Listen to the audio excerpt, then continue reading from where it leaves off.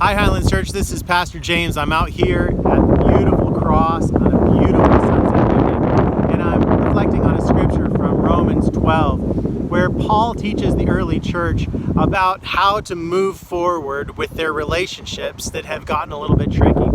Now, what he tells them is that they should, if at all possible, live peaceable with all people.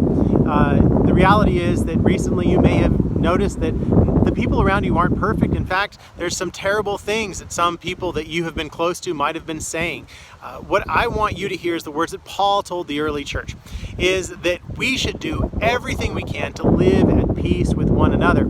He also goes on to say that revenge or vengeance is something that we should leave only up to God. That's God's business. In fact, Jesus is the judge, and we should be thankful that He, the nicest, kindest, most compassionate, loving person that ever existed, is the judge.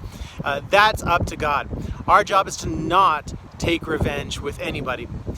The scripture goes on to say that we should, instead of taking revenge, that we should do good things to those people in our lives that we might refer to as our enemies.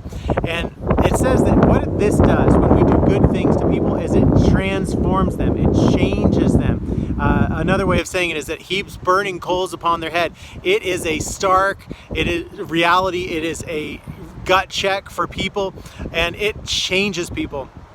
Think of it this way: if you treated every enemy like a friend and you loved them, what might be possible? Could it be possible that your enemies would be transformed and changed? Remember, Paul was an enemy of the church many years before he was a pastor of the church, and he loved people and it changed them. So I want to encourage you to love the people in your life, to trust that God will do the rest, and that to recognize that the Bible calls us to do good unto other people no matter what, no matter how bad things get. So use this scripture, allow it to speak into your hearts, listen to what Paul is saying, and recognize that there is change and transformation possible for each and every person in this world. And your job and my job is to do good if at all possible. And as a result, Paul says we will not be defeated by evil. Instead, he says the only way to defeat evil is to defeat evil with good.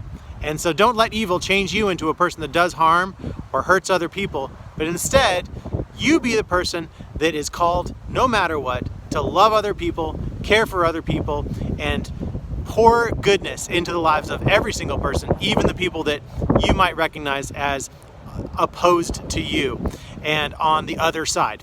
Take care, keep loving, keep caring for others, and I'll catch you later. Have a good one. Bye.